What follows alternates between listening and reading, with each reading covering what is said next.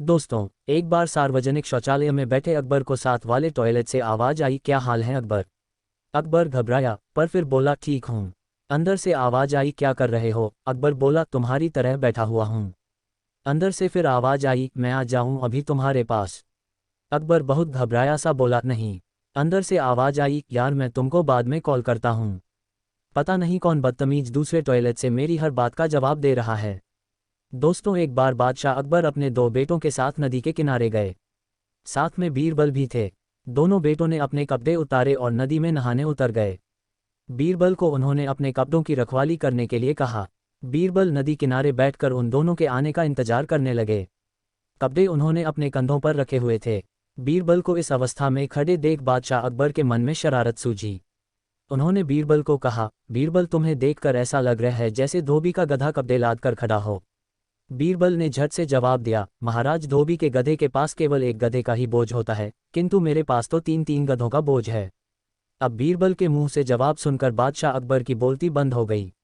दोस्तों, एक दिन बादशाह अकबर ने कागज पर पेंसिल से एक लंबी लकीर खींची और बीरबल को बुलाकर कहा, बीरबल कुछ ऐसा करो कि न तो यह लकीर घटाई जाए और न ही मिटाई जाए लेकिन छोटी हो जाए। बीरबल ने फौरन उस लकीर के नीचे एक दूसरी लकीर पहली से बड़ी खींच दी। अब बीरबल बोले, अब आपकी लकीर इससे छोटी हो गई।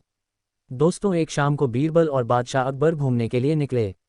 चलते चलते रास्ते में एक बड़ा बरगद का वृक्ष दिखाई दिया। उसे देखकर बीरबल ने कहा, देखिए जहाँपनाह, कैसा अच्छा वर है। बादशाह को शरारत सूझी, उन्होंने तुरंत कहा, बेटी दे दो।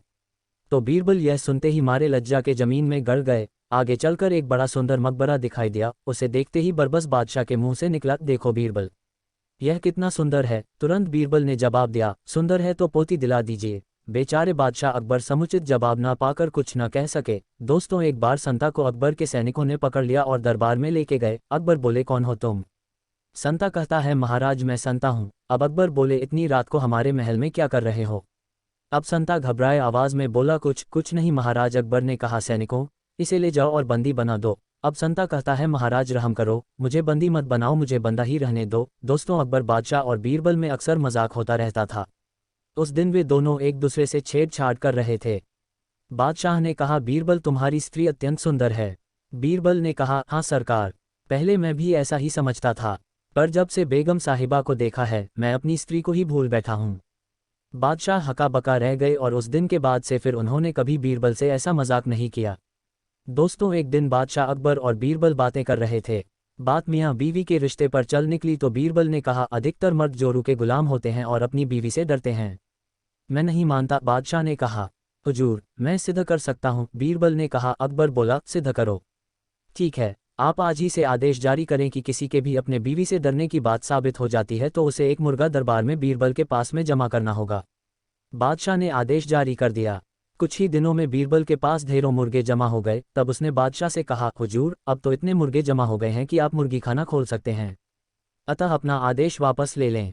एक रात सोते समय बादशाह अकबर ने यह अजीब सपना देखा कि केवल एक छोड़कर उनके बाकी सभी दांत गिर गए हैं। फिर अगले दिन उन्होंने देश भर के विख्यात ज्योतिषियों व नुजूमियों को बुला भेजा और उन्हें अपने सपने के बारे में बताकर उसका मतलब जानना चाहा। सभी ने आपस में विचार विमर्श किया और एकमत होकर बादशाह से कहा, जहाँपनाह, इसका अर्थ यह है कि आपके सारे नाते रिश्तेदार आपसे पहले ही मर जाएंगे। यह सुनकर अकबर को बेहद क्रोध हो आया और उन्होंने सभी ज्योतिषियों को दरबार से चले जाने को कहा। उनके जाने के बाद बादशाह ने बीरबल से अपने सपने का मतलब बताने को कहा। कुछ देर तक तो बीरबल सोच में डूबा रहा, फिर बोला, हुजूर आपके सपने का मतलब तो बहुत ही शुभ है। इसका अर्थ है कि अपने नाते रिश्तेदारों के बीच आप ही सबसे अधिक समय तक जीवित रहेंगे। बीरबल की बात सुनकर बादशाह बेहद प्रसन्न हुए। बीरबल ने भी वही कहा था जो ज्योतिषियों ने, लेकिन कहने में अंतर था। बादशाह ने बीरबल को इनाम देकर विदा किया। दोस्तों, एक दिन बीरबल बाग में टहलते हुए सुबह की ताज़ा हवा का आनंद ले रहा था कि अचानक एक आदमी उसके पास आकर बोला, क्या तुम मुझे बता सकते हो कि बीरबल कहाँ मिलेगा। बाग में। बीरबल बोला। वह आदमी थोड़ा सा कपकाया लेकिन फिर संभल कर बोला, वह कहाँ रहता है। अपने घर में, बीरबल ने उत्तर दिया। हैरान परेशान आदमी ने फिर पूछा, तुम मुझे उसका पूरा पता ठिकाना क्यों नहीं बता देते। क्योंकि तुमने पूछा ही नहीं, बीरबल ने ऊंचे स्वर में कहा। क्या तुम नहीं जानते कि मैं क्या पूछना चाहता हूँ। उस आदमी ने फिर सवाल किया। नहीं, बीरबल का जवाब था। वह आदमी कुछ देर के लिए चुप हो गया। बीरबल का टहलना जारी था।